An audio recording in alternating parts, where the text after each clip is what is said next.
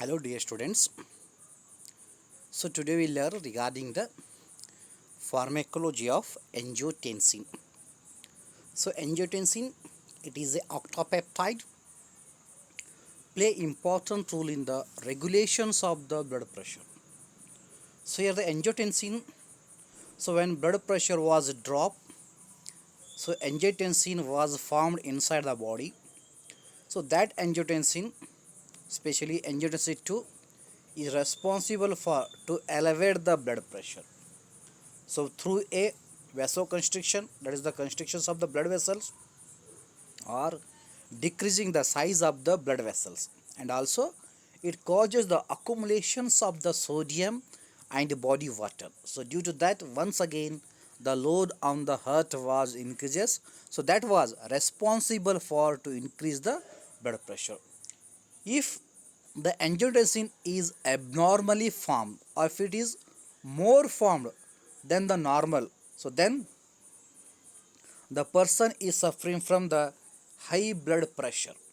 So those drugs, so they are inhibit the synthesis of angiotensin. Such drugs are helpful for the management of the hypertensions. So now we learn regarding the introductions of angiotensin. So angiotensin is a oligopeptide. Okay, it is also formed by the protein. So it is a powerful dipsinogen. It means it's play important role in the regulation of the thrust. So when the body volume was decreases, or body water content was decreases, so angiotensin 2 was formed. So that angiotensin 2, it can send information or signal to the CNS. Then CNS generate the information or signals or impulses regarding the thrust, that is the persons want to take the water. So that effect was known as the dipsinogen. So here the angiotensin is a powerful dipsinogen. It means it's play important role in the regulations of the thrust, are involved in the water balance. So it also regulate the blood pressure and extracellular fluid. So here it regulate the blood pressure by causing or by decreasing the size of the blood vessels. So due to decrease the size of the blood vessel, the peripheral resistance or pressure on the blood vessels is increases. So that is known as the high blood pressure. And it also regulate the extracellular fluid, because so angiotensinogen through a aldosterone system, it is involved in the reabsorptions of sodium. So as the sodium concentration increases, the water level is also increased, because the sodium is a water loving substance. So where the sodium is increases, where the water was accumulated. So due to accumulations of water, the extracellular fluid is increases, and increased extracellular fluid is also responsible for to cause of the high blood pressure. So in the low levels, so angiotensin 2, it can causes the vasoconstrictions of both afferent blood vessels and as well as the afferent arterioles. So afferent arterioles, so they carries the blood towards the nephron for filtrations or formations of the urine. So after formations of urine or filtrations of the blood, so that blood from the glomerular apparatus of the nephron is carried by the another type of the blood vessels. So those are known as the afferent arterioles.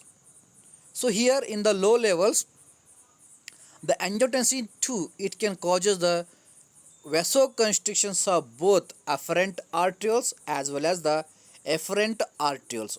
So due to this mechanism, so angiotensin 2 play important role in the to maintain the constant glomerular filtration rate by causing vasoconstrictions of the both blood vessel. So due to that, it can constantly maintain the GFR. But in the high concentration or high levels of angiotensin 2, it only have the effects on the efferent arterioles. Okay, so it can cause the vasoconstrictions of the afferent arteriole. So due to that, it is decreases the glomerular filtration rate. So as well as it can decreases the renal blood flow.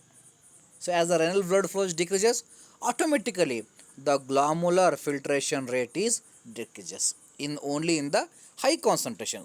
So due to decreased glomerular filtration, so less urine was formed, or the loss of the body water along with electrolytes, that was decreases. So due to that, the accumulations in the blood was increases. So that is responsible for once again to balance the electrolytes and as well as the water.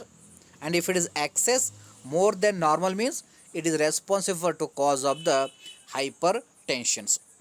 So angiotensin 2 also stimulate productions of prostaglandin E2 and prostaglandin I2. So these are causes the vasodilatation. So it is one of the protective functions of the angiotensin 2, because actually angiotensin 2 it causes the vasoconstriction, but in some extent it can stimulate the productions of prostaglandin derivatives. So where it can shows the vasodilatation. So due to that it can helpful for to involved in the protective actions. So now we learn regarding the biosynthesis of angiotensins. So dear students, so when the plasma sodium level was decreases, automatically the water content in the blood is decreases. So due to decrease the blood volumes or extracellular fluid, the blood pressure is decreases. So due to decrease the blood pressure, so the less blood which can vegetate to the kidney or enter to the kidney. So due to lack of blood circulation by decreasing the body volume or blood pressure, the kidney is suffering from the deficiency of oxygen. Then it responsible for to cause a renal ischemia. So as the kidney is suffering from the renal ischemia due to decrease the blood volumes or decrease the blood pressure, it can releases the renins. So renin is a once again one peptide. So when the renal will be having the ischemia or deficiency of oxygen, so then only the renin was decreases from the kidney. So when the blood pressure can be dropped more than the normals. So this release renin from the kidney, it can interact with the angiotensinogen. It is another peptide present in the blood and synthesized in the liver and secreted into blood through a liver. So that renin released, it can interact with the angiotensinogen and convert angiotensin 1. And here, so this angiotensin 1 do not have any that much of the physiological rules in the human body. So when angiotensin 1 in the blood travels towards the lungs. So lung consists of enzymes, that is angiotensin converting enzyme. So it can convert angiotensin 1 into angiotensin 2. So this angiotensin 2 is a powerful vasoconstrictor. It can constrict the blood vessel.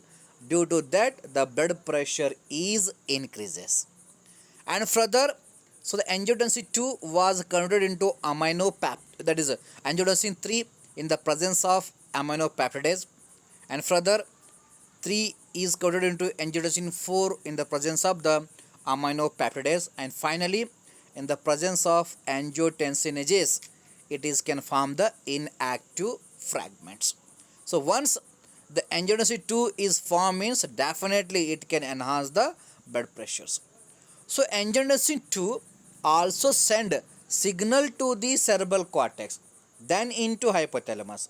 Then hypothalamus it can releases the corticotrope releasing factor, so that can reaches to the corticotropes of the entire pituitary gland. So then only the corticotropes of entire pituitary gland, so they can releases the ACTH. So this released ACTH acts on the adrenal cortex, especially zona glomerulosa.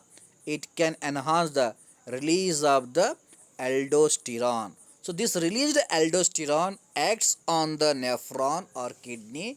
It can enhance the reabsorptions of sodium along with the water. So like that, so angiotensin with the help of the aldosterone, it can enhance the extracellular fluid or body volume along with the electrolytes. So here the angiotensin 1 is also formed without need of the renin in certain conditions, that is tonin and cathepsin present in our blood. So these are the easily found in the food. So when you are eating the tonin and cathepsin containing more food, so on that time without need of renin, so angiotensinogen can convert into angiotensin 1 then angiotensin 2. So like that it can enhance the blood pressure. And as well as, so without need of angiotensin 1 directly, so the angiotensin 2 was formed without need of the renin and without need of the angiotensin converting enzyme. So due to presence of the TPA, that is tissue plasminogen activator. So these are involved in the blood coagulation process or cascades. So this TPA also convert angiotensinogen into angiotensin 2. So then, so that angiotensin 2, one side it is involved in the proliferations and as well as it can enhance the blood pressures. And also the angiotensin 1 can convert into angiotensin 2 in the presence of the chymase enzyme. So like that, so angiotensin 2 is formed from the different metabolic pathway. Then finally it can act on the blood vessel, causes vasoconstriction, and it can act through CNS, enhance the release of aldosterone. Then that aldosterone is increases the blood, that is the body volume along with the electrolytes. So now we learn regarding the physiological role of the angiotensins. So this is the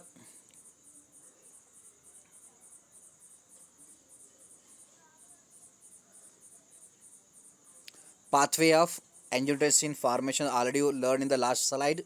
So that released or formed angiotensin 2, it can act on the various receptors. So those are known as the angiotensin receptors. So all angiotensin receptors are G protein coupled receptors. So here angiotensin receptors, so they are mainly classified into three types. There is angiotensin 1, 81 receptor, 82 receptors, 83 receptor, 84 receptors. 81, 82, so they are having the dominant activity regarding the angiotensin 2, but on the 83, 84, the angiotensin 2, that they do not have that much of the effect, or it cannot be modified that much as compared to 81 receptors and 82 receptors. So dear students, so 81 receptors, so they are mainly found in the heart, blood vessels, kidney, adrenal cortex, lung and brains. So it is a G protein coupled receptors. So when angiotensin bind to angiotensin 1 receptors, it can activate the GQ11 and GIO, as well as it can activate the phospholipase. So as the phospholipase C is activated, it can responsible formations of the IP3 and diacylglycol. So due to that, it can increases the calcium concentrations. And also it can activate the protein kinases. So that protein kinase is involved in the biosynthesis of the proteins like glucocorticoids, then as well as the thyroid hormones, then growth hormones. So the angiotensin 2, it also activates the protein kinase enzyme. So that enzyme is involved in the regulations of the various metabolic reactions. And the angiotensin 2 is also activate the tyrosine kinase. It is a one type of the enzyme, or it is also known as the signaling molecule. It is helpful for the communications of the two different cells. So here the cells are communicate each other and involved in the uniform functions regarding multiplication, synthesis, vagera vagera. So that is through a communication with the help of the tyrosine kinases. And here the angiotensin 2, it bind on angiotensin 1 receptor and enhance the or activate the tyrosine kinase enzyme. So due to that, the angiotensin 2 is also involved in the to regulate the signaling between the two cells and increases the communication. If it is more than abnormal, then only the person was suffering from the cancers. So here regarding the effects of angiotensin 2 on angiotensin 1 receptor is it can cause the vasoconstriction. Okay, so due to vasoconstriction, the blood size or the diameter was decreases. So due to that, the blood pressure is increases. And it also stimulate the release of adrenaline from the adrenal cortex. So that released adrenaline once again acts on the blood vessel through a alpha 1 alpha 2 receptor. It can cause the vasoconstrictions. So due to vasoconstriction, the blood pressure is increases. Or that released adrenaline acts on the heart, so it can enhance the force of contraction, then heart rate and conduction velocity. Then angiotensin 2 also involved in the cell growth and proliferation, that is the multiplications of cell through a angiotensin 1 receptors. If it is abnormal, then the person was suffering from the cancer. One side it enhance the communication, and another side it can participate or accelerate the cell growth and proliferation if it is the abnormal. If it is normal, it is helpful for the development of the organs and formations of the new blood vessels. If it is abnormal, then it can develop into a cancers. So also it can involve in the inflammation due to constrictions of the blood vessel. The fluid can be accumulated at the site of the injury. So that is responsible to cause of the all sign and symptoms of the inflammations. And angiotensin 2 through a CNS, it can activate the sympathetic system or sympathetic outflow. And angiotensin 2 through angiotensin 1 receptor, it can suppresses the renin activities. It means its own synthesis it can be controlled through suppressions of the renins. So regarding angiotensin 2 receptors, so these are also G protein coupled receptors. So they are found in the myometrium, adrenal gland, fallopian tube, kidney and intestines. So regarding functions, it can causes the vasodilatations through 82 receptors, but through 81 it can cause the vasoconstrictions. It also shows the cell anti-proliferations. It can inhibit the cell growth or proliferation development of the cells through a 82 receptors, but 81 it can accelerate the cell growth and proliferations. Even it is involved in the to cause of the cell differentiations. Okay, so then it is also involved in the tissue repair, then apoptosis. So apoptosis is the natural cell death. So through a angiotensin 2 receptor, the angiotensin 2 it can accelerate the apoptosis, and apoptosis is one of the defense mechanism. It can remove the incomplete cell by causing cell death, and as well as it can remove the aged cells. So that process was known as the apoptosis. And here students, the apoptosis was mainly occurs in the mitochondria, because the apoptosis occurs due to presence of the cascade 7 and cascade 9 genes or enzymes. So that enzymes or genes, they are only found in the mitochondria. It means the mitochondria it is involved in the cause of the apoptosis of the cell, or that is the apoptosis nothing but cell death. So in the kidney, so angiotensin 2 through angiotensin 2 receptor, it is involved in the kidney and UT development. So here, if any drug they can inhibit the activity of angiotensin 2, then that drug is responsible for cause of the nephrotoxicity, kidney damage and malfunctions of the urinary tracts or malfunctions of the glomerular filtration, because through angiotensin 2 receptor the angiotensin was involved in the development of the kidney and UT. If any drug block the angiotensin 2 means, so this beneficial effect was cancels or decreases, then the person was suffering from the nephrotoxicity. So here is one suggestion is, so when you are using the losartan, that is angiotensin 2 blocker, you take the precautions. So you monitor the status of the kidney of the patients. If the kidney functions are weak, then you do not prescribe the angiotensin 2. If it is necessary, you can prescribe the such a drug, so that drug is avoid the nephrotoxicity. Otherwise, the blood pressure was controlled, but the kidney was failed. If the kidney was malfunction means, once again the blood pressure was increases, then whatever therapy you are given, that therapy was the fail. So that point should be remembered when you are prescribing the medicines. So here on the 83 receptor, so that angiotensin 2 do not have that much of the effect, but through 84, so that angiotensin 2 with the help of or angiotensin 4, it involved in the cell growth and proliferations and also inhibit the fibrinolysis by stimulating the plasminogen activator 1. So that's why through a 84 receptor, so angiotensin 2 and angiotensin 4, so they are involved in the cell growth and proliferations and inhibit the digestions of the clot by inhibiting the fibrinolysis process by stimulating or activating the plasminogen activator 1.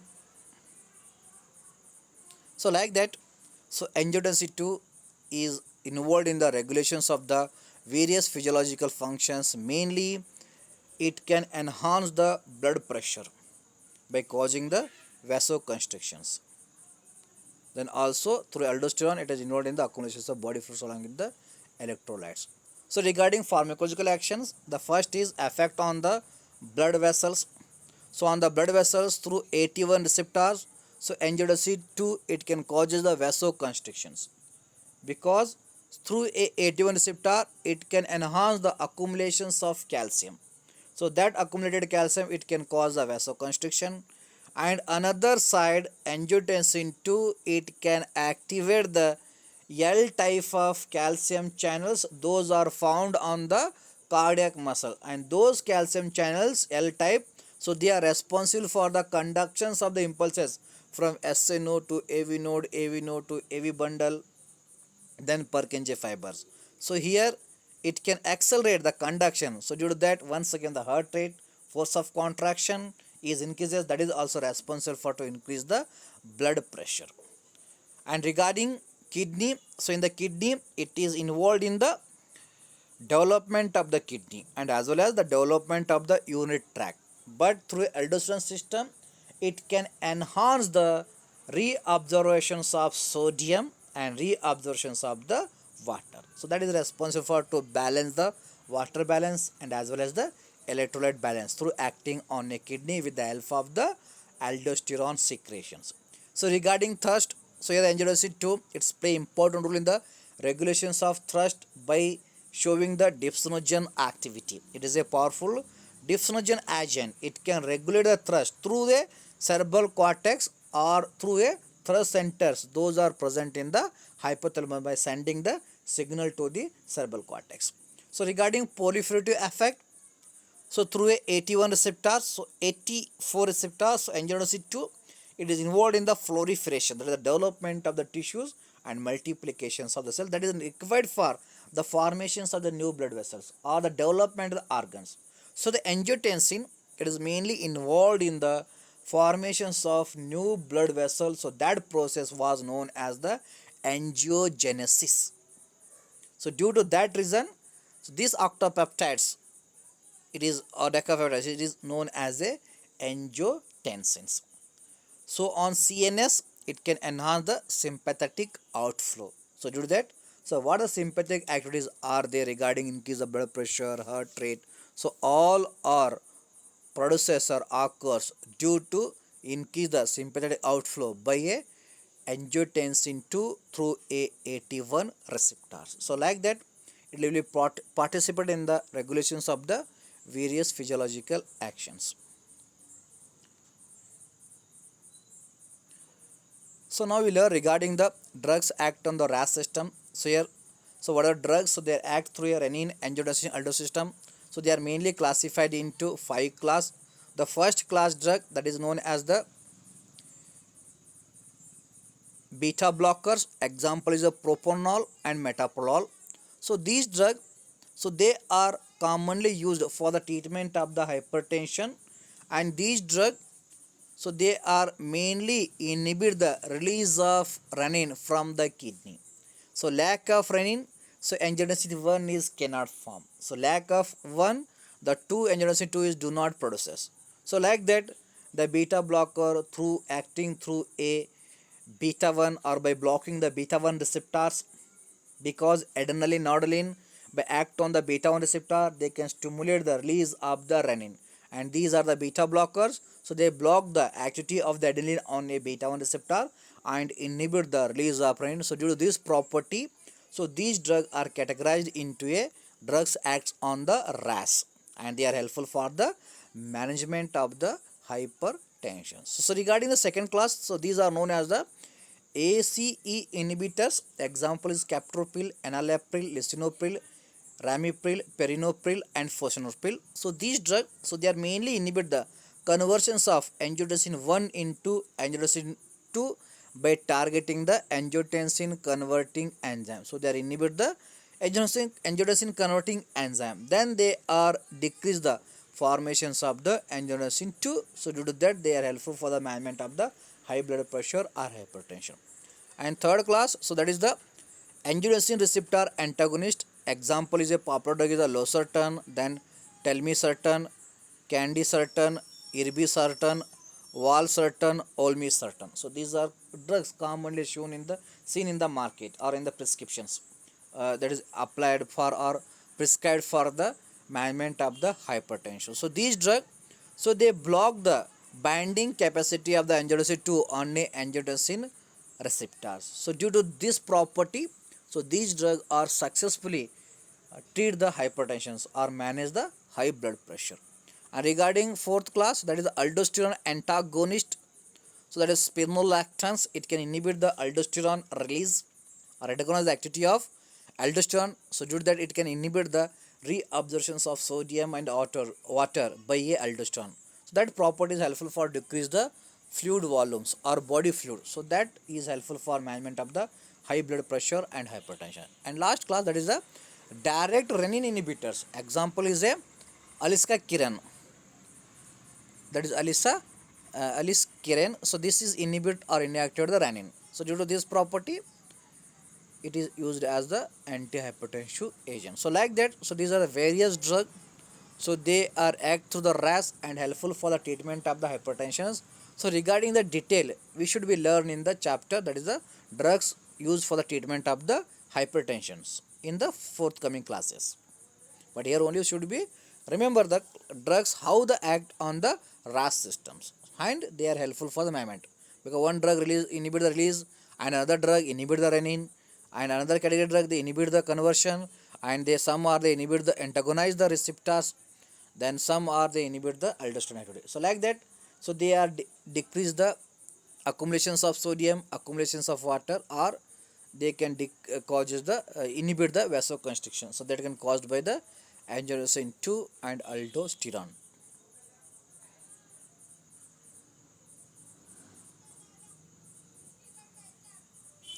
Thank you, dear students.